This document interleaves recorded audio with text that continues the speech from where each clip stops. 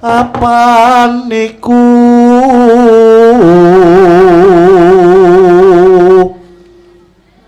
dadi kewajiban baku iki wajib dilestarekke Mas Harito iki sok bakal ya nyiter karo Wiraswara dadi kene ning kancane nggih lanjut ayo bersih desa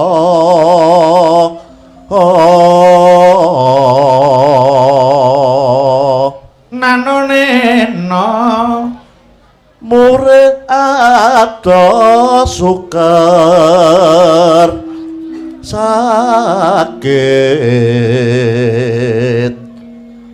kliyak angliyaku mangkar karya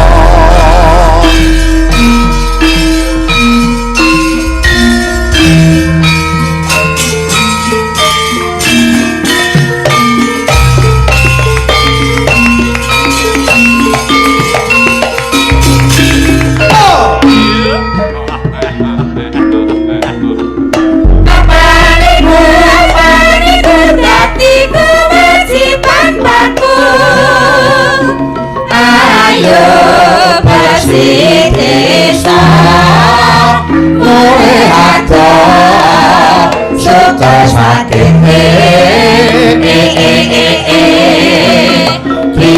Dia aku majalaya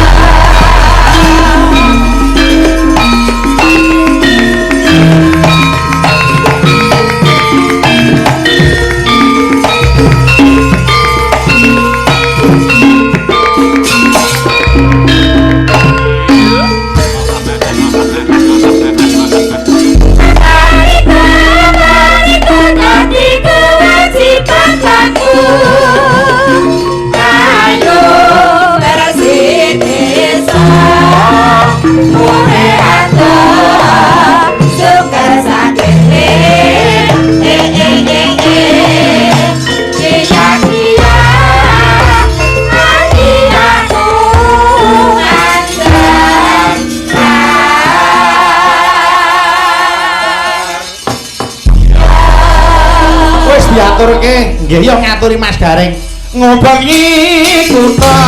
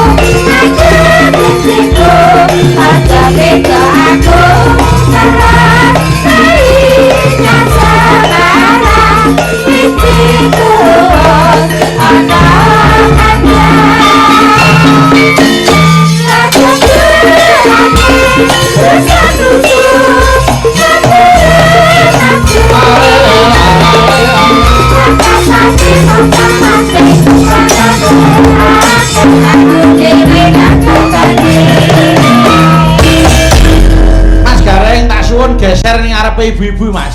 Oh nggih. Nah ngono. Nggih. Nih, waduh Jan. Kabeh iki empan papan nggih.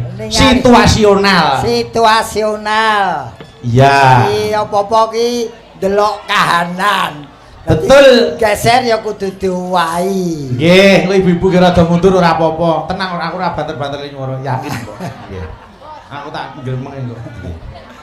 Nggih, alhamdulillah. Alhamdulillah yang ngeten nila ketinggal sedaya. Leres. Niki jan kaya main wayangan teng gerbong sepur. Kok ngono? Lah dawa ngeten dulur. Nggih. Ning nyatane ya anu kok Mas wis dadi pekarmane piyai kene kok. Nggih leres. Nggih ta? Nggih. Kula niku seneng nek sowan ning Karangawen niku, angger kula sore niku wis sowan niku, waduh. Wong dodol niku walalah wis dawane ora ilok. Kula pun borong-borong wong. Bayak. Nggih nglarisi kanca-kanca PKL. Nggih. Ana sepatu kok 3 pasang 180. Kuwi dienggo 10 meter jebat apa ora ya? Tak kira rega itu bukan napa ya dadi masalah. Bukan masalah, yang penting kualitasnya terjamin. Terjamin dan terjangkau oleh masyarakat. Muga-muga PKL sing rameake swasana iki laris kabeh. Amin. Oh. Lah piye Mas? Para pedagang niku ya wis niteni kok Mas. Pripun? Oh iki wancine Apitan Karangawen. Oh ya melu ngregengke iki ta. Nggih. Oh engko apitan ning endi mireng melu ngregengke lho. Niku sasar karo awake dhewe wis nyedulur nyatane ngalor ngidul ya sok kulino bebarengan. Tunggal sawah ngupaya napa rejeki. Betul Mas Gareng. Bareng kula buka agenda. Jebule lagi setahun kepungkur sowan mriki nggih. Nggih. Lah kok lali iki piye? Nyatanipun ya. Aku iki gampang lali angger duwite wis entek. Ya alhamdulillah kula yen ora keliru wis ping 4 iki Mas. Nggih. Pun napa? Wis ping 4 iki sowan rene. Lho sampean ping 4 tok aku lagi ping piro iki? Pindho iki. Lah Ya kok ora apa-apa. sing ping pindho mbok limpekke mesti iki.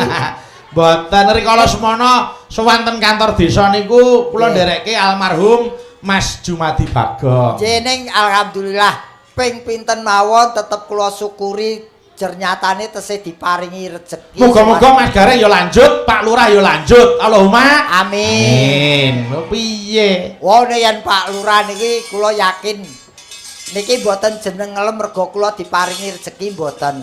Nggih. Dari namanya saja sudah kelihatan motivasi beliau memimpin desa ini. Paring asma Bapak Pur Hadi. Pur itu purna tugasnya sudah mendekati, maka beliau mendaftarkan diri untuk periode yang kedua. Pur Terus Hadi.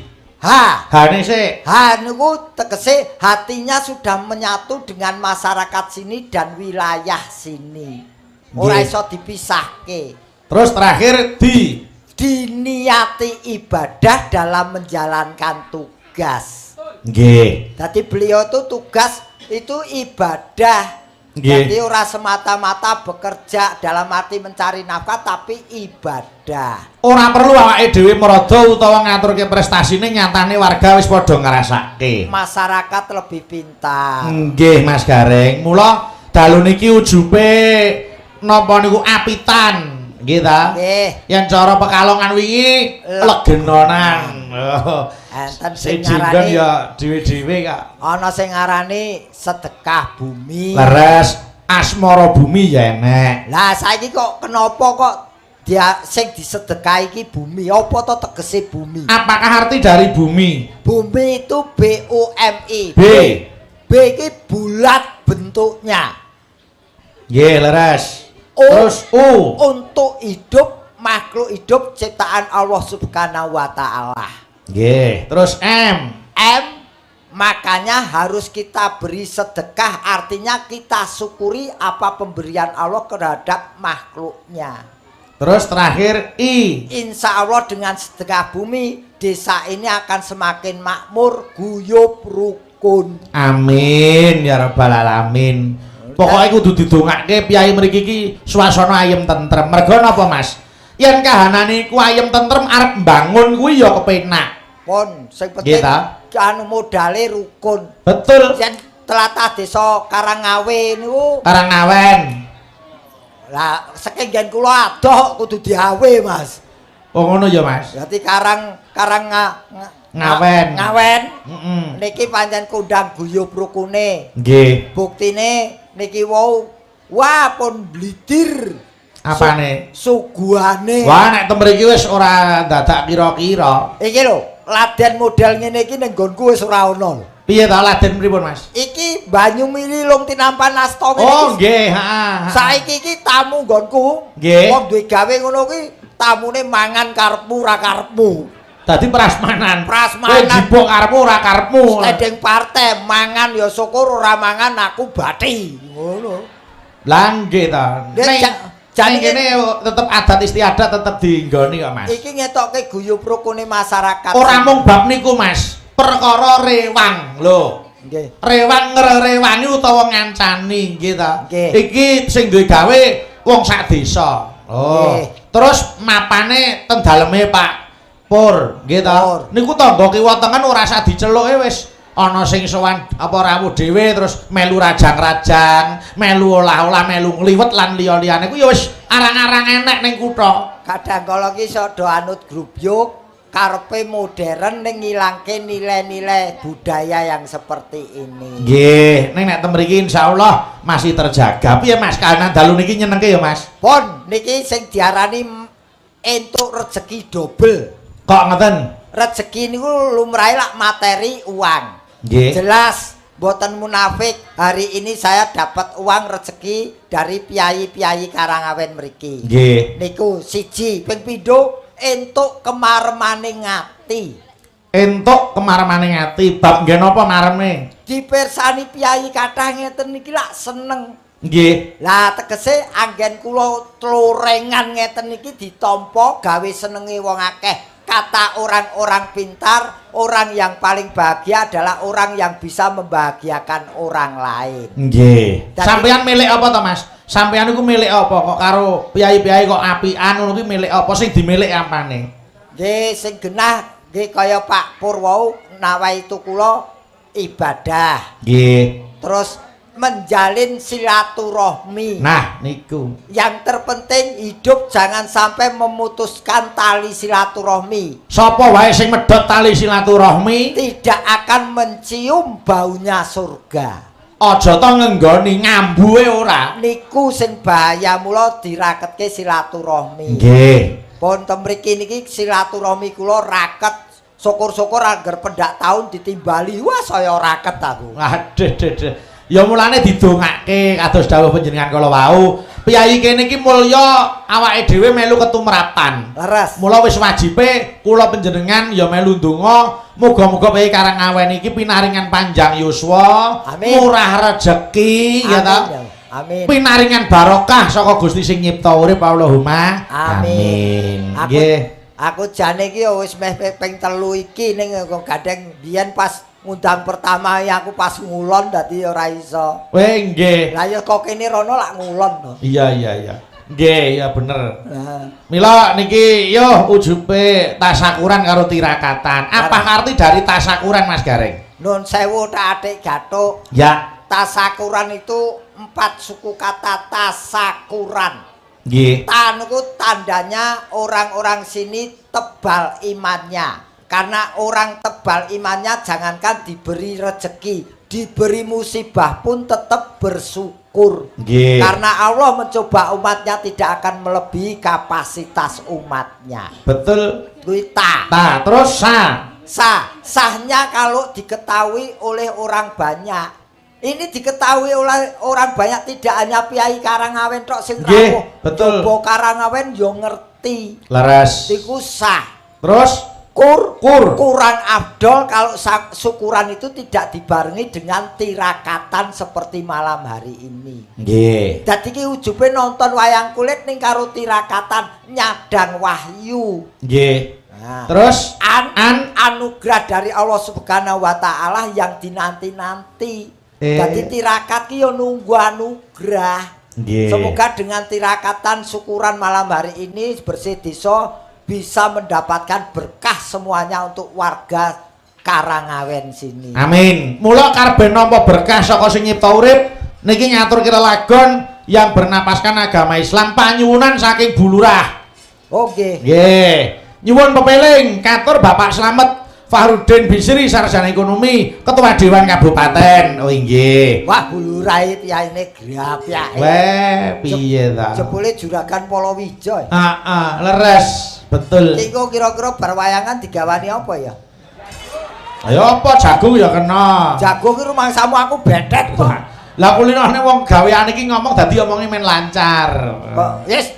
Pokoke sing penting digawani donga murid slamet sehat awakku matur sembah nuwun. Nggih. Niki nyuwun caping gunung jengleng kalian pepeling katur yulimbo Mbah Gareng asli. Waduh, saya Mbah Gareng asli bareng. Aku Mbah Gareng kanu kok kawi satu. Nggih. Mugi sedaya kru abdi Solo tansah sehat, panjang umur, rezeki lancar. Matur nuwun saking Makni. Wah. Oh Makni, nggih Makni. Sapa? Mbuh. Kok ketae kok ngirit men ya jenenge Makni. Nah iya. Yo, pepeling diaturke sik. Iki disuwun Ibu Waranggana ya jumeneng sik berempat. Wiwit saka tengenku nglerek papat rono jiro lupat. Monggo ayo. Nggih, jumeneng monggo. ya mutara turuk. Yo. Oyo.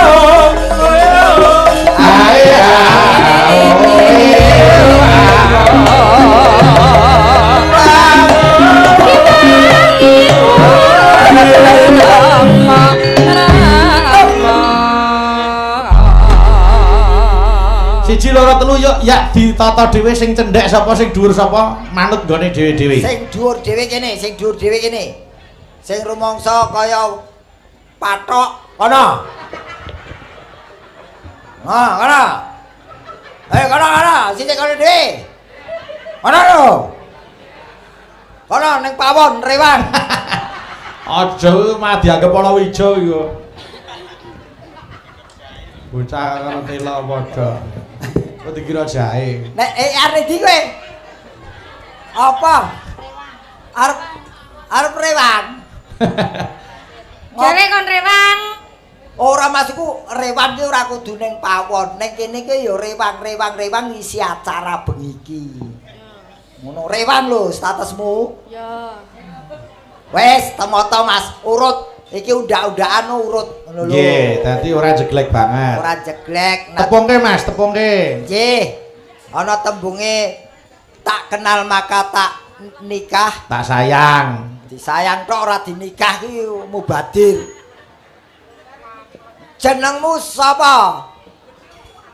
Assalamualaikum warahmatullahi wabarakatuh. Waalaikumsalam warahmatullahi wabarakatuh. Aku mergo aku mau dandanku dadi siji dadi ora uluk salam. Dheweke tetep uluk salam. Iya. Mergo lagi sehat. Lho kok sehat. Lagi ganep. Assalamualaikum warahmatullahi wabarakatuh. Waalaikumsalam. Waalaikumsalam warahmatullahi wabarakatuh. Wah iki anu putune wong pondok kok. Iya. Pondok Plamongan Indah ngono lho. Kuwi apa nek Perumahan. Nggih. Paring asma sinten Mbak Yu? Derek Tepang, Pak Bu. Nggih. Kula Rizky Ainanda Utami. Mbak Rizky Ainanda Utami. Heeh. Omahmu ndek sayang? Kula saking Purwodadi Grobogan, Mbah Gareng. Mbah. Mbok isih rada nom Mbah. Lah wong nggih ngoten no serate Pak Bayu wau. Ya ning yen kowe aja mbah to menurunkan harga diriku kowe. Lah pinten to? Nyeket. Wong ya Pak D. Nggih Pak D. Ah, Purwodadi Nggih, Grobogan. leres. Berarti kari mlumpat kowe iki wis Purwodadi Nggih. cedak. Cedak, iso mampir Cakep. omah. Aduh cah ayu luwes Heeh. meraati ya ngene iki. Langge no. Nuwun sewu. Nggih. Pun kagungan garwa. Kula sampun gadah calon Pak D. Pangestunipun kula niki ajeng rabi. Karek golek tanggal arep Nggih. rabi. Lho, golek tanggal kok digoleki kalender kae akeh. Lah iya ne ya pase kuwi tanggal pira di Wong aja ninggalke budaya petung. Heeh. Petung gitu. diitung sing pas, perlune ora mengko ora rusak rumah tanggane. Nggih. Ya muga-muga berlanjut ya, Nduk. Amin Pak D, pangestunipun Amin. nggih. Ya. Ya jejere. Selerek. Jenengmu sapa? Kula. Iya apa kae? Kae buke nonton. Lah nek kok galak irama. Oh, lho ora galak, engko mbok menawa kowe ora krungu jenengmu sapa? Nggih, kula Dita Intawati, Pak D. Dita Intawati, jeneng Nggih. apik. Terus omahmu saka ngendi? Aslinipun Banyuwangi. Ngendi? Banyuwangi. Banyuwangi. Neten apa? Ora apa-apa. Apa kok wedi karo wong Banyuwangi? Yen karo dheweke ora wedi, yen ana sedulure sing dukun santet. Ya ora eneng kok ya. Lho tapi jenengan lek ngersake mboten apa-napa. Ora sudi. Wong santet tok ngersake. Ora apa-apa Mas, ora bendina kok. Lah nggih to. Ora bendina ya disantet iki kok lara. Wong kok ora bendina aja ya, Nduk. Mboten lara, mangkene mboten krasa ngoten to. Ya ora krasa wong ndang modar kok. Ya Ora saiki bukan zamannya itu. Nggih, wis saya maju wis. Saya maju, saya modern, semakin berpikir jernih. Nggih. Heeh, Cita. Nggih, pripun? Wis di bojo. Alhamdulillah sampun manak pisan. Oh wis di anak ta weh? Sampun. Kene. Ngapa disingkang-singkang? Sia-sia. Ora sia, lho, wis di anak, wis di bojo. Nanti Nggih. kalau saya mendekati dia ngerusak pagerayu. Ya ora wong aton niate apik kok ya. Maune apik. Terus piye? Wong tak wong ngene. Ya Dita, matur nuwun ya Nduk sayang. Nggih, Pakde. ngapa Mas kepedesen? Ora kepedesen, lengene sak pupuku. Aku sing salah sing duwe pupu. Ketokne wong ra ngopeni awake dhewe kuwi. Oh ya wong pupu kok disalah-salahke. Ya an jenengmu sapa? Oh. Sidenmu sepilek. Lah ngapa ta? Ngene irunge. Wong lagi ngomong ya wis ngabapi. Lah ngabapi piye ta? Ho ngono mau. Aku kuwi nyawang kowe seneng bungah ketawa. Napa sing ketawa kena maido kok omong ketawa? Syukur. Rumangsamu ki lho piye lho Pakde? Aja maido karo wong wedok. Wong lanang kira penak larene wong wedok. Sama-sama membutuhkan, makhluk itu adalah makhluk sosial. Ibumu ya wong wedok, anakmu ya wong wedok. Cet piye ngono ki? Heh? Kok ngelok nih aku nyapung no? Ho ngono. Terus rumangsamu apa? Nek aku lemu nyapo. Mas, Ngapa? sindianmu siji karo bojoku galak iki ya.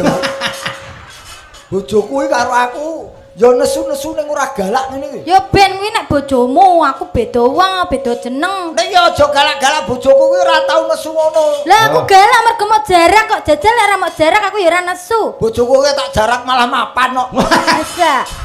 Ya. Oh, Mas, bicara kok maksek ya. Ngono aja nesu to. Jenengmu sapa? Jenengmu sapa? Hah? Jenengmu Oh, sapa? kula. Ha.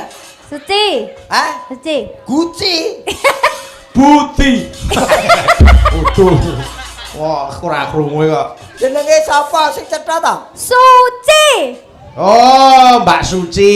Ya ana untutan. Jenenge Suci iki berarti bocah iki isih suci, artinya belum Resik lahir batine. resik lahir batin dan masih suci, belum menikah. Urung dibojo to kowe? Wah, aku manten anyar kok Yes. Wah bahaya kok. Kok bahaya piye? Manten anyar guyune banter iki. Lah piye wong ya manten anyar demen atine mlebu kamar. Wah, enak tenan ngono. Bojone ora wedi ya. Iki tenan iki bojone iso diklethak tenan iki. Waduh, ini saya Bojoku lho tak kempet. Bojoku lho lek tak kempet. Ya ora, ngene lho. Kalau Iya. sudah menikah ya selamat. Muga-muga Ndang entuk momongan.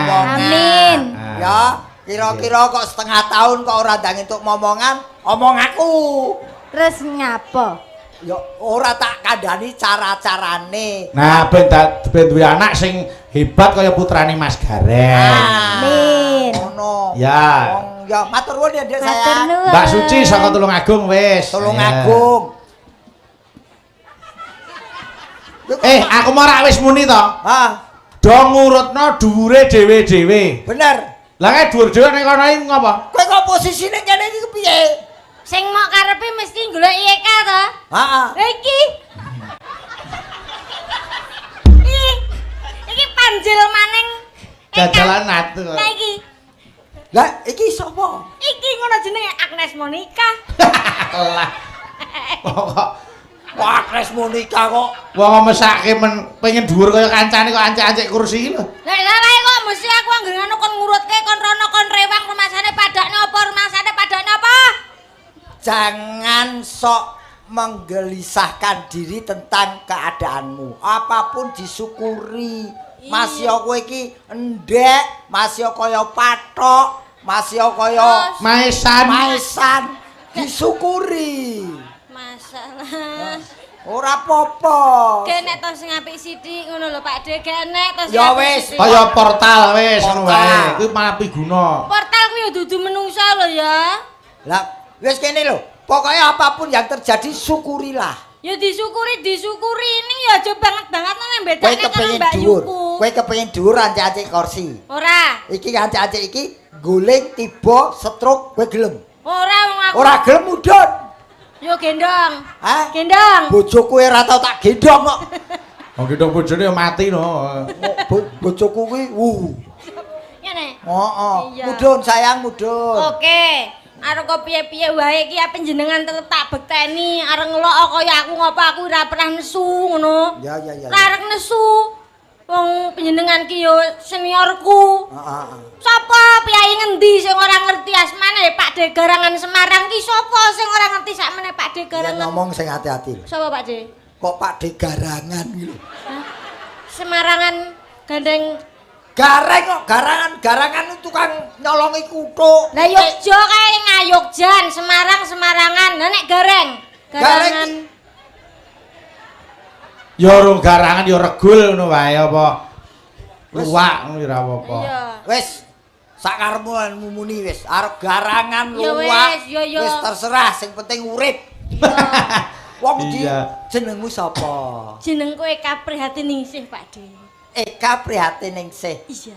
Oh iki sing kondange Eka utek-utek iki. Alah. Uget-uget. Uget-uget. Iya. Kuwi kewan sing ora tau iso mati kuwi. Ngop kok ora tau makhluk hidup iki kabeh iso mati. Lah uget-uget nek mati jenenge apa?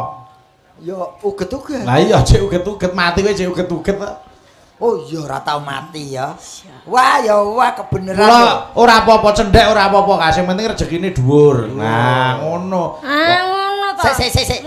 Omahmu ndi? Omahku menika Sukodono Sragen, Pak De. Sragen. Iya. Kaya kanca-kancane tak takoni statusmu wis duwe bojo apa urung?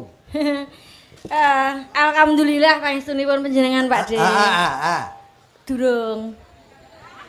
Tak pengestoni kok durung. Lha nyapa to ngene kancaku mah urung ndek bojo, kowe mu ya nesu, aku urung ndek bojo kaget. Ngono ki nyapa? Loh, lha apa kowe ora kepengin duwe bojo? Iya pengen. Nah, wis tak golekke. Iya. Piyai Karangawen ngene akeh sing nakokke kowe. Heeh. Eka niku apa duwe bojo mau dereng? Iya. Kula dereng, Pak. Eka dereng. Ning Heeh. bocah niku pancen angele golek bojo. Lha nyapa? Nah, mula tak kon ngene gen entuk Piyai Karangawen kene gampang carane. Carane piye? Carane piye, Pak De? Kene kei kertas sak lembar tulisi diskon 50%. Kuwi mesti kuwi wah brubut. Kuwi sinden kok gombal. Kok iso dikei 50%? Ya moga-moga tak ketemu jodone. Amin. Tak mujekke ora ketemu bojomu Bojone? ning ketemu jodohmu. Nah, Amin. kuwi sing baku. Mergo bojo karo jodoh itu beda. Bedane apa Mas? Bojo karo jodoh. Kalau bojo itu bisa dipisahkan dengan berbagai masalah. Nggih. Tapi kalau jodoh yang bisa memisahkan hanya maut, kematian. Leres. Mula wong bebojoan kuwi kudu bisa dadi jodone. Amin. Iya wis, Nah. aku iso ning andani ngono ning perkara bojo golek dhewe ya. Kowe Ya, jamong wong mesti tuwa ya. ngurusi piring. Wis Sijen ben. ngurusi sego. Ora mang lho golek dingleke nandi kok renek wisan trimo sik. Ya saiki dibawani sik. Nggih. Kepiling.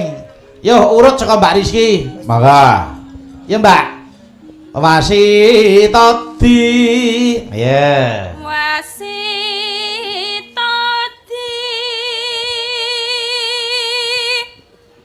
saking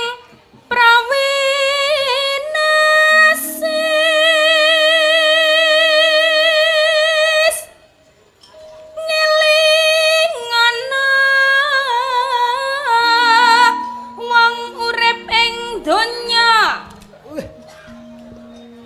bebasan mung mampir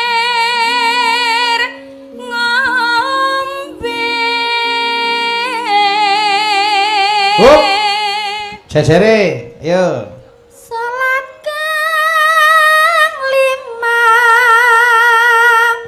waktu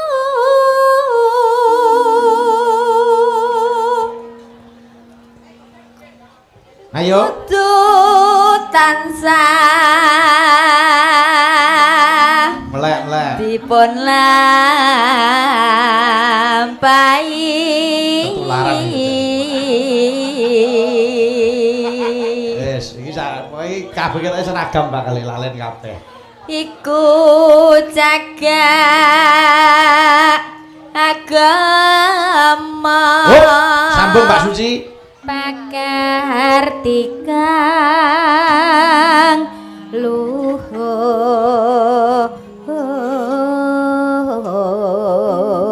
Nanurane yo. Ngedohken tumindak mungkar. Yo, Sinden Trimos. Teko. Eka, ayo dhewe, ayo. Ah, makasih. Ayu dhewe tenan. Iya. Ada. Ayune nek dhewe. Lah. Iki mau arep lali kok ya. Ayo. Iya. Ngerti camang ngono kuwi. Iya. Yakti urip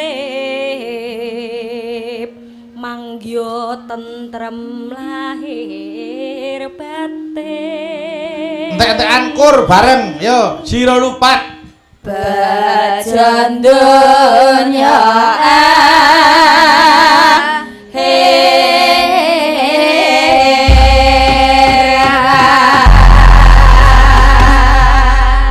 Terserah lah. Yo, saiki sekoe kageti, lagame buka celuk, pepeling. Maka, yo. Uyen wancine asien wis wancine padha nindake terus kemandang ngayae sembahyang tetapi wajib dawe pakiran salah dadi cagake agama.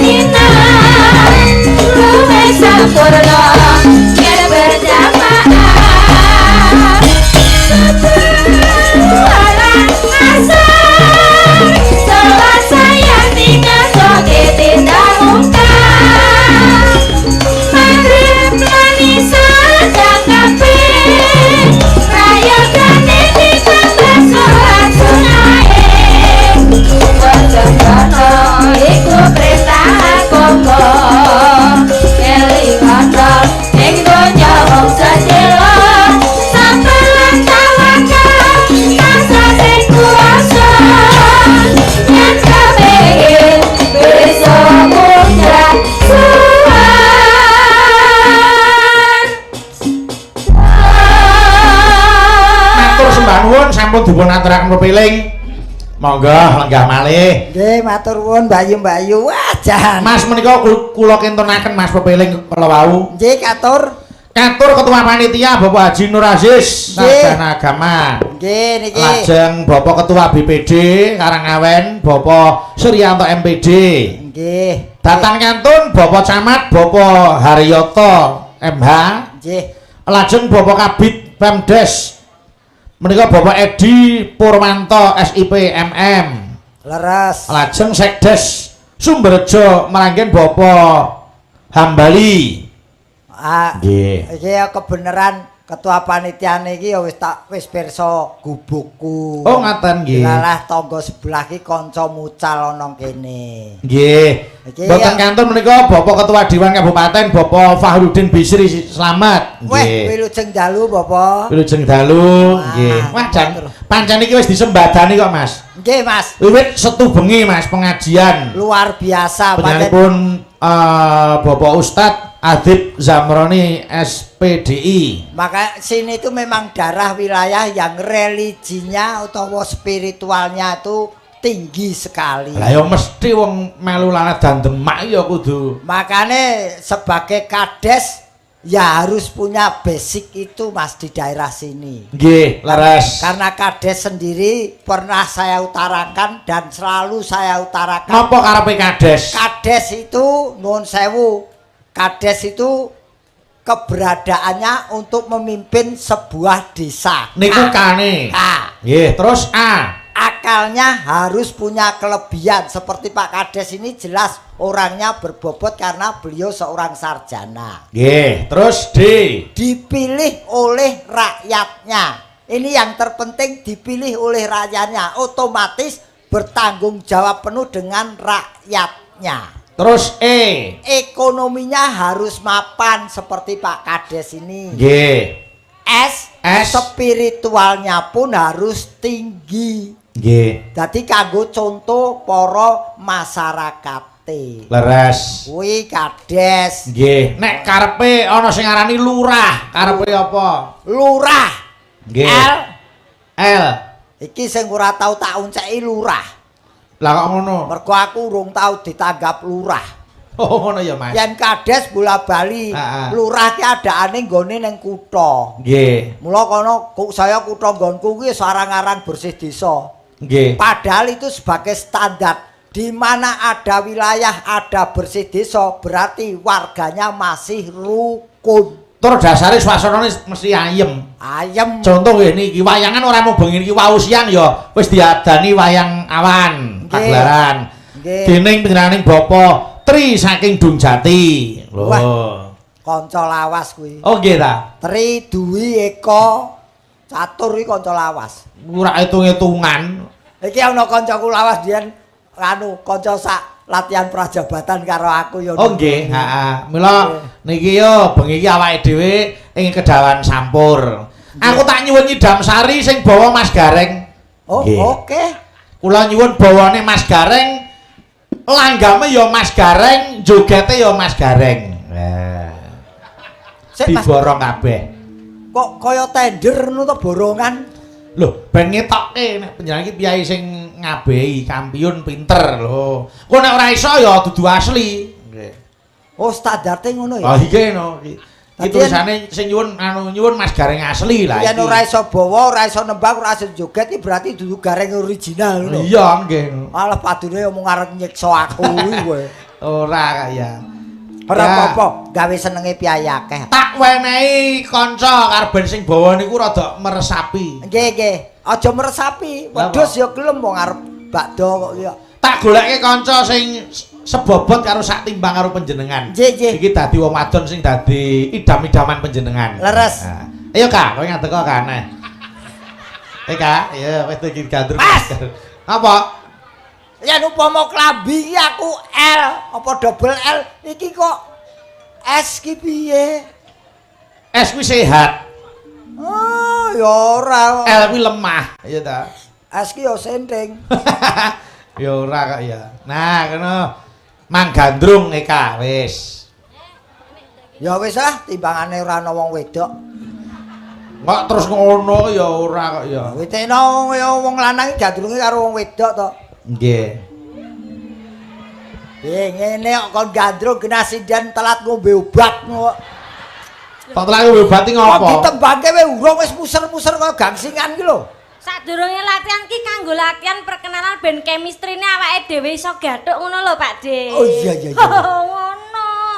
Ora usah guyu to. Lah, Guyu saking medeni. senengku. Iya iya iya aku manut kowe. Manut ya sayang. Iya, Badang. Pak.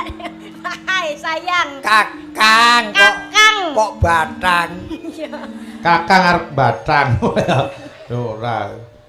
Iya Mas Gareng. Duh, wong ayu.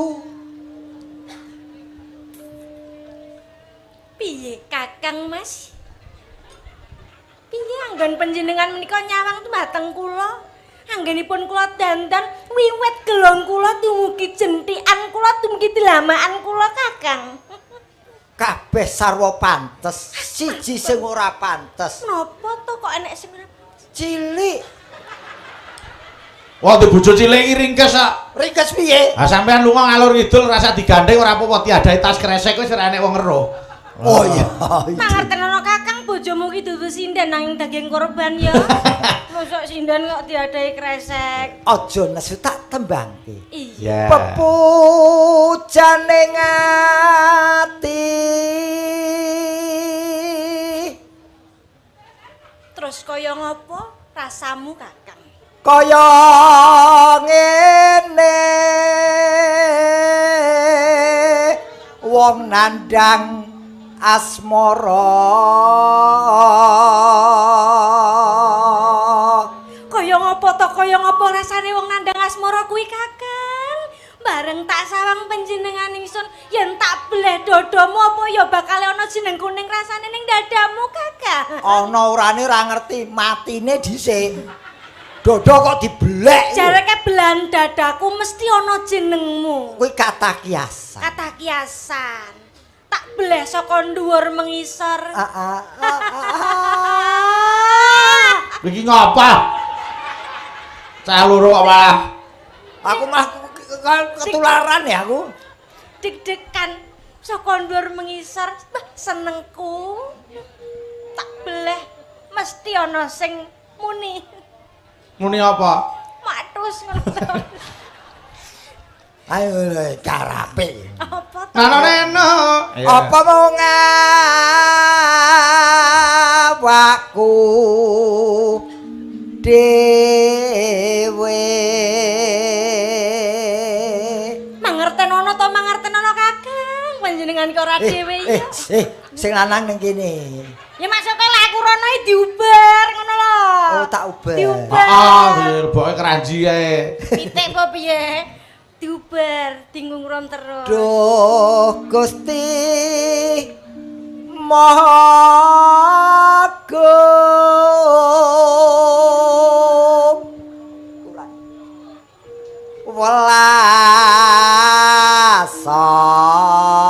Welasa nomring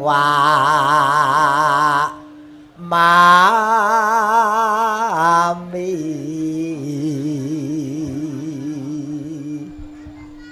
Dirayu kabeh.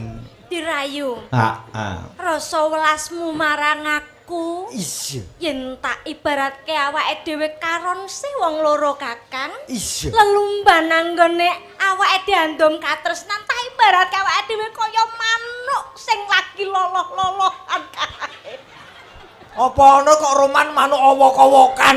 Loloh-lolohan kok awok-awokan. Opo awok-awokan kok? Manuk sing lagi loloh-lolohan ana ing dhuwur wit kae Kakang. Upama Eka dadi kembang Mas Gareng dadi apa? Dadi apa? Kowe dadi kembang aku kan dadi tawone. Sebabe Bendina arep tak entut. aduh. Ngopo iki ditupak nyengenges? Lagi rembug kok wis kaya ngono iki. Oh, saking senengku dintop ki lara apa ora? Urung tau rasake. Lah nek umpamane aku dadi kompor. Yen kowe dadi kompor Eka, Iya. aku kang bakal dadi cerete. Sebabe Bendina tak tangkringi. aduh aduh. Apa iki Mang Mlebu merpati? Apa? Dadi nek panjenengan aku kompor panjenengan tekone. Cerete. Iya. Lah nek aku dadi mobil ambulan Kakang. Nah, gareng mayite. Ora roman ra paten. Lah kok nesu iki lho? Oh roman kok ngrebuk ambulan. Ya dadi sopire. Ngono. Sopire aku anggere ngrebuk ambulan iki wis wedi. Wingi larane res area jajari ambulan iki jerone mayit. Mayit tok jak jajan ning res area. Iya. Ayo lanjut. Wong dijak ngombah mobil ya enek kok. Upama sira nakoda Terus tanpa prawu sat sarah ing Jaladri nyidam idam apa? nyidam Sarias mara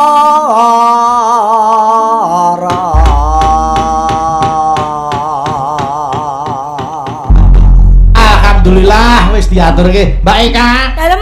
Ayo kowe istirahat sik ta. Nggih. Delok trajange Mas Gareng Lemes. nembang karo joget. Nggih. Oke. Ya. Iki tujune tembang iki ora jalukane putuku lho ora tak nah iki. Lah piye ta? Iki mau putuku wis nembung Mbah Nyidam Sari.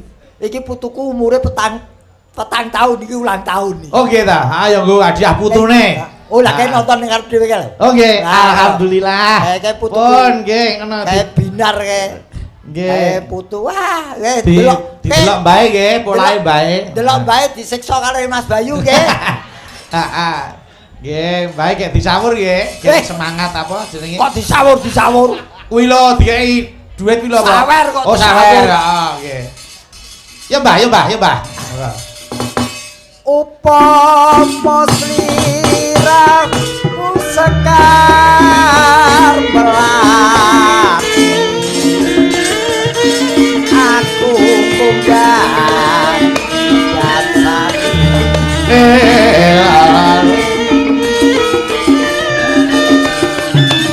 upama sliramu Ayo kowe Mas Agim. momane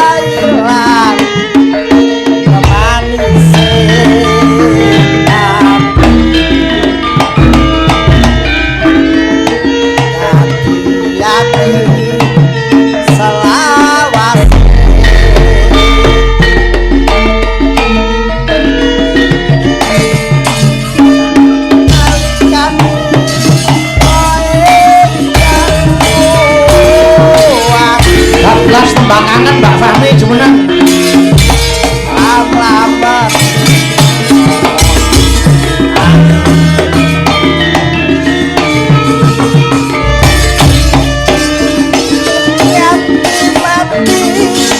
Ora bakal Yuk. Irama seger.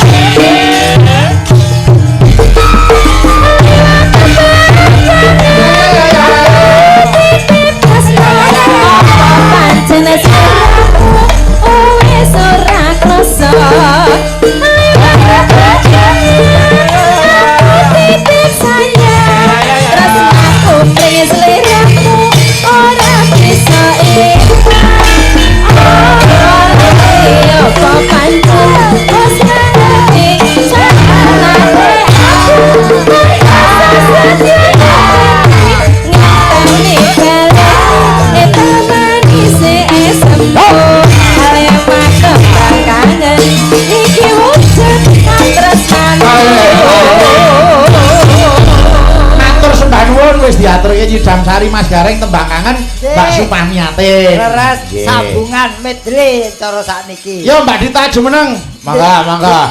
Nyatain daing kota Semarang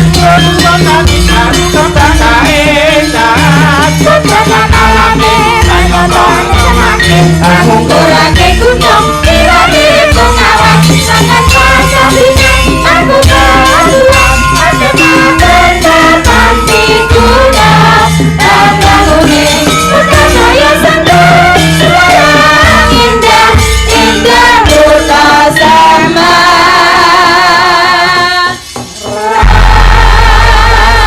Gimana request kena godho nyawer kuwi. Oh nggih, oke, kena godho. Bar iki diaturke. Nggih. Kula nyuwun sambel kemangi. Nggih. Dening Mbak Dita Intarati. Sambel kemaki. Kemangi kok, kemaki. Ayo sambel anggere wis kena sambel terus wonge kemaki kepedesen kok.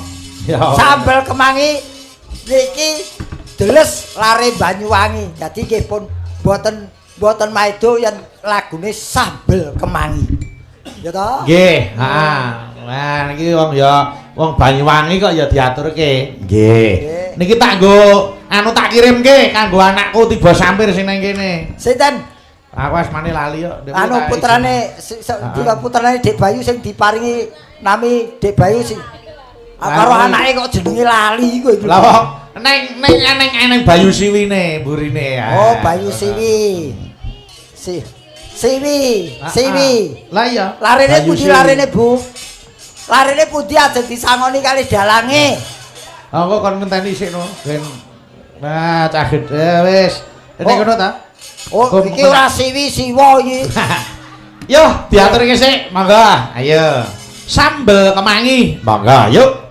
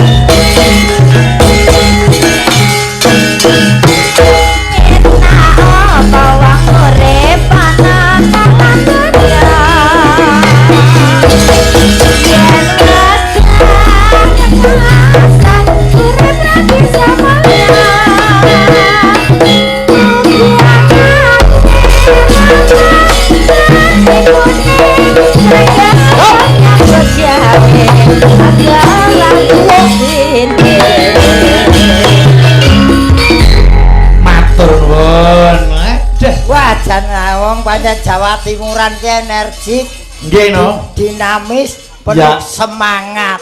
Leres. Iki kaya yen HP nu entuk ces bareng ngene iki. Nggih. Wah, luar biasa. Yo, saiki Mbak Suci jumeneng. Maka. Nggih, Suci. Ya Mbak Suci. Tinggal mriki katurangan. Mbak Suci, Mbak Suci. Katane pun nyantosi.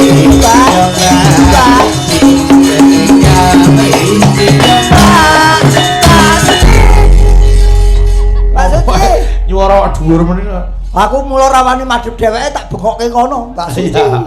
Nggih. Ya tak sesuaikan wong Kyai. Iki tak suarani dhuwur mergo dheweke iki ya wong dhuwur. Kok ngono, Mas? Artinya ambak profesi sinden tapi dia sudah S2 bahkan mengambil titel doktor. Alhamdulillah muga-muga entak kasembadan. Amin. Amin. Magister terus iku gendang dokter. Amin. Wes. Tapi itu bukan akhir dari sebuah perjalanan ya Mas Gareng. Betul, pendidikan. Malah justru itu menjadi awal sebuah perjalanan untuk kanggo ning masyarakat iki kepiye pertanggungjawabane magister kuwi mau. Betul, dan belajar tidak ada putusnya. Nadyan aku ki termasuk Gareng sing wiwitan ning ya tetep belajar. Ya, nggih. Dadi ora ana mandeke ya. Wonten sing ngersake podang kuning. Nggih, podang kuning.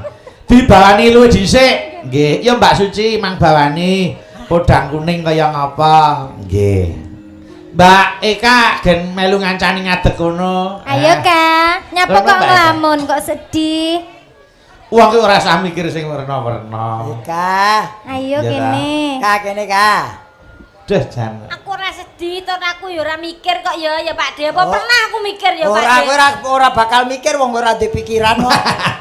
Tegese wong iki ora tau gelem mikir sing bab abot. Gagas. Kabeh iki dianggep hiburan. Betul. Nah. Ya, Nadyan. Ya. Nadyan wujute mung peksi.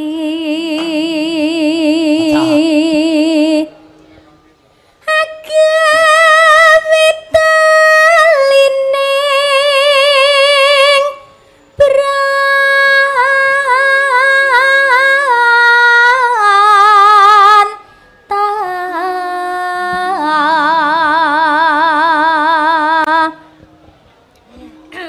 Lagune manuk ya Pak De. Manuk, podang kuning ki manuk. Lah nek Mbak Suci, Budar, Mbak Pahmi ngono kuwi manuk apa?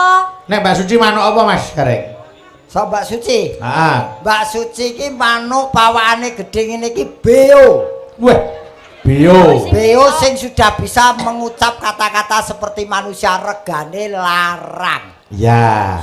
Nek Mbak Dar sini. Mbak Darsini ki rajaning manuk Apa? Pentet. Wah, pentek. Karena pentet kalau sudah nyuara, Manuk manuk liyane liya ora wani nyuara. Ya bener-bener. Kaperbawan. Bener. Kaperbawan Budar karo ki anger wis kadiwasane. Heeh. anger wis muni gejek ki ngono. Wah, meneng kabeh ya. Terus nek Mbak Fahmi. Iki cilik meringkil ngene iki. Iki sing diarani manuk kenari. Wah, kenari. Kenari. Ah, Mergo ah. kenari iki kenari panda sing terakhir nganggo ting ting ting. Oh, kenari panda. Ah. Matane ireng. Matane. Nek Mbak Dita. Dita kuwi manuke manuk sing apa ya sing ngarani ora kenari, Mas. Apa? Mbak Dita kuwi mure, Mure. mure. Hmm. Mure batu. Ya. Sing anu kepanjangan ekornya 20 cm. Weh. Terus nek Rizky. Rizky iki yang delok pawakane gede dhuwur ngene iki. Heeh. Iki manuk sing murakabi kanggone bebrayan. Napa niku? Bangu tontong. Weh. Bangun tong-tong. Heeh. Weh, mulai tang-tong. Lho, bangu tontong. Terus Ya. yen cara Semarangane, Iya. Semarangane ana sing ngarani ya jenise meh padha kuntul ngono Oh kan. ya. Kuntul kuwi nang kene dilindungi. Tong-tong. Heeh. Aja to kok dipateni dingu wae ra entuk. Nggih. Ngono. Terus saiki Eka. aku Pak De sing manukmu ning omah kae. Sik. Eka ki ndelok pawakane. Aku tau weruh manuk pawakane kaya Eka ki ancel bumi. Nek ngoceh ora tau ngoceh. lah keluwiyane Yang doyak wong ora mabur ning Melayu. Itik sing ngoyak madhek tur dheweke madhek mak sut ngono kae. oh kuwi jenenge ancel galeng Ancel galeng yen cara sawahe. Ya. Nek gandeng aku weruhe ning nggone perumahan Ancel Bumi. Ancel bumi. Wah, kuwi pinter kuwi manuk kuwi. Ora apa-apa, Pak De. Lah yo. Aku dadi kuwi, waton sing dadi bumine kowe, dadi tak sut. Susut ngono ki nyapa ta, Pak De? Nelek apa piye? Kok nelek wong. Lah kuwi apa ngono? Seragane manuk kuwi ngono. Memang ngono. Iya. Sing penting pinter. ya tutuke halus manis nyengsa aena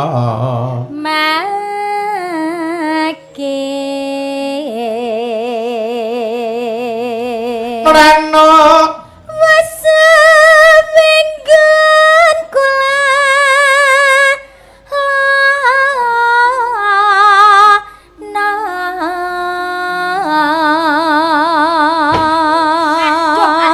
kaget aku jane ngapa ta Nyapa ta, Pak De?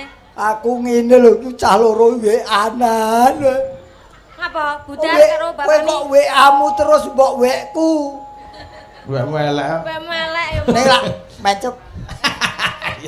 ya goleki Kok mencep? si podang pita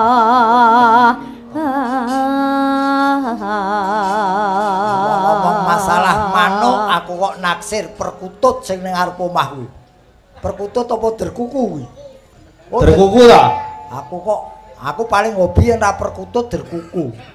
Ning ana nganune lah mburi kelir iki malah akeh no nang murai Apa ya apa? heeh sesuk rene pas wanci jam 2 bengi kae nganggo sarung kurbutan Mbok kon nyolong aku. ya ora kok jane Aku ki hobi memelihara burung, terutama burung sing ora bayar. apa kuwi Yo gratisan. Oh, Pak De iki seneng manuk ta, Pak De? Heeh lho. Lek duwe manuk ya mok kurungi manukmu. ingon-ingon manuk kuwi lho Manuk. Ya mesti dikurungi. kok dingok dikurungi Manuke dingok. Dikurungi kan, dikurungi. manukmu pira Mosok manuk disarungi. Lah nek digoncengke pit ya dikai sarung ya. Oh ya dikerodong. Heeh, ya. iba bunga ing atiku nyanding bisa dadi tambah Yo ditayukke. Ben dijogeti Mas Gareng karo Eka. Nggih, ayo. Ya Mbak Suci. Gandrung aku, Pak De. esuk awan ning omah wis ora krasan kaluyuran anggoleki sing tak sayang moga-moga diterangkanku goleki ora rasa esuk awan nganti lagi leman yen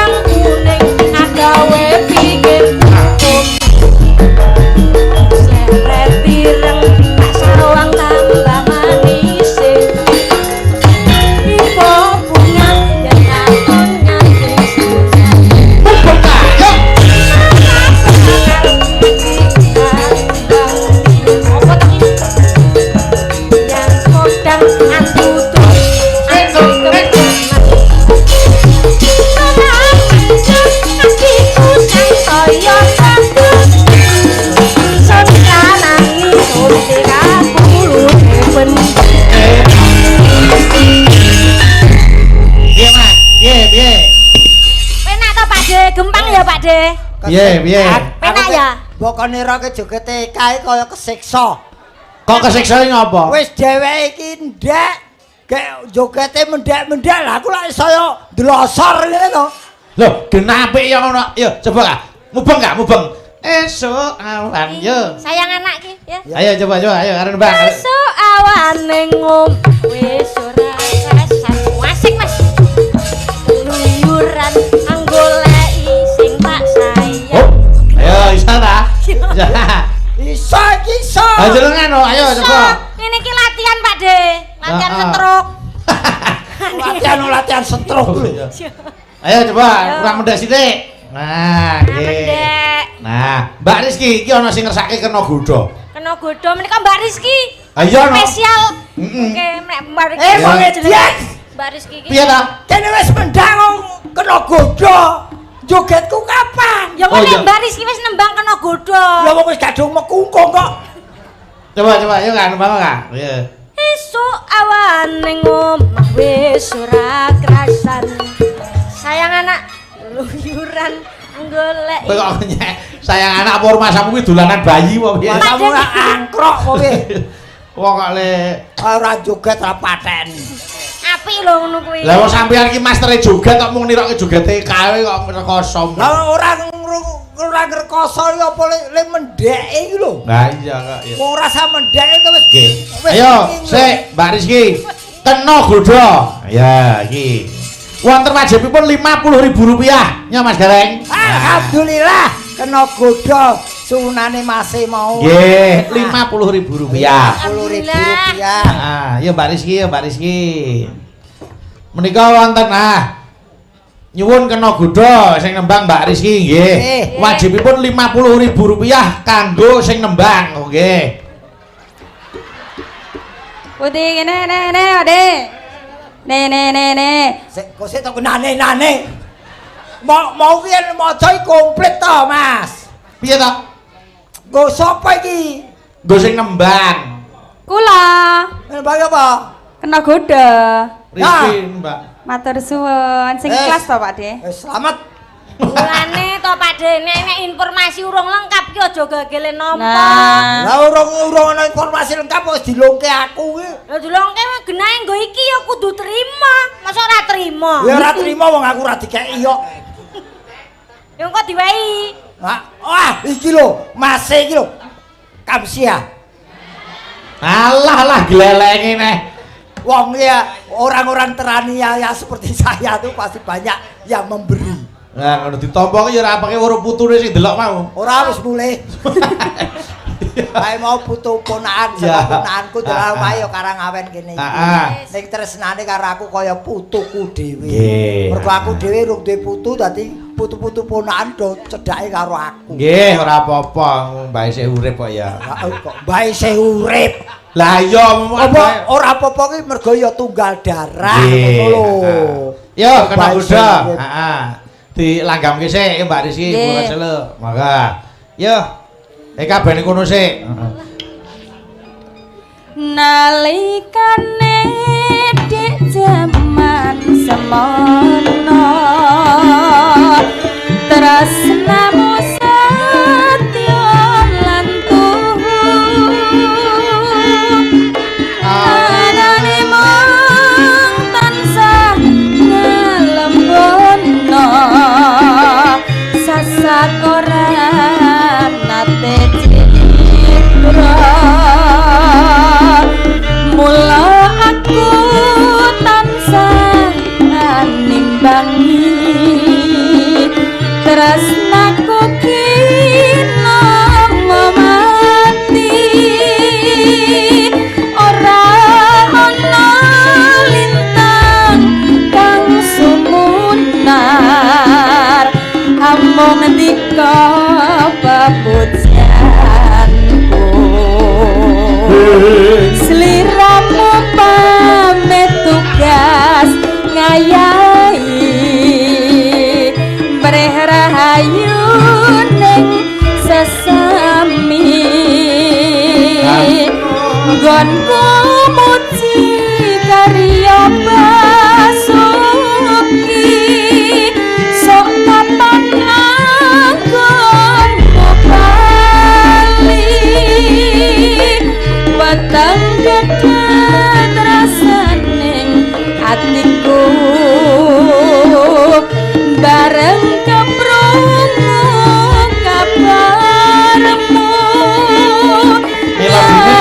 siap bae langgan kundur mung layangmu ora liya kena godha Mas iki.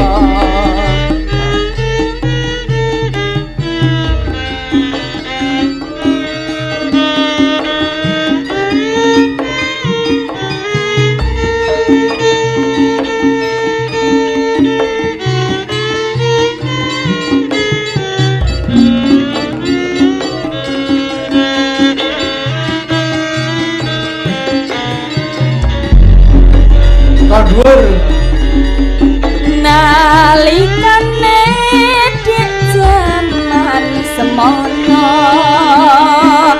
tresnamu setya lan tuhu anane mung tansah ngelembono sasat ora nate mula aku tansah nimbangi tresnaku kina mati ora ana lintang kang sumunar amung dika pepujanku sliramu pamit tugas ngayahi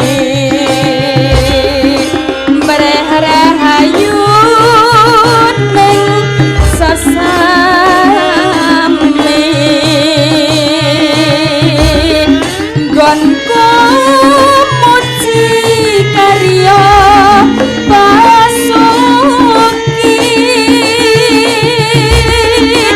sok kapan anggonmu bali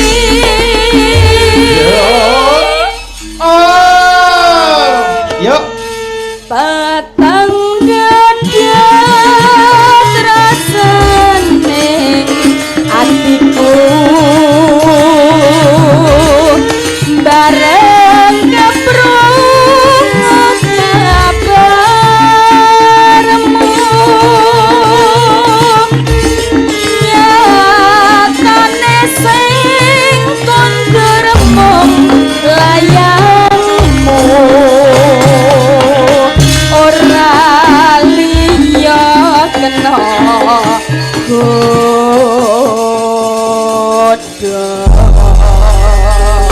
matur sembah nuwun wis diaturake langgam kena godha Mas Gareng Remen Nggih. bakale iki Mas. nggih engko lagu liyane tak tutuke ning Pathet Songo nggih Mas Gareng niku Nggih, beres nggih. sagase Nggih. iki tak dadi dukane Sinun Mandura Leres, mlayu leres. ngadeg ngundak urang prayoga dadine ya Mas Aglar kang samya sebo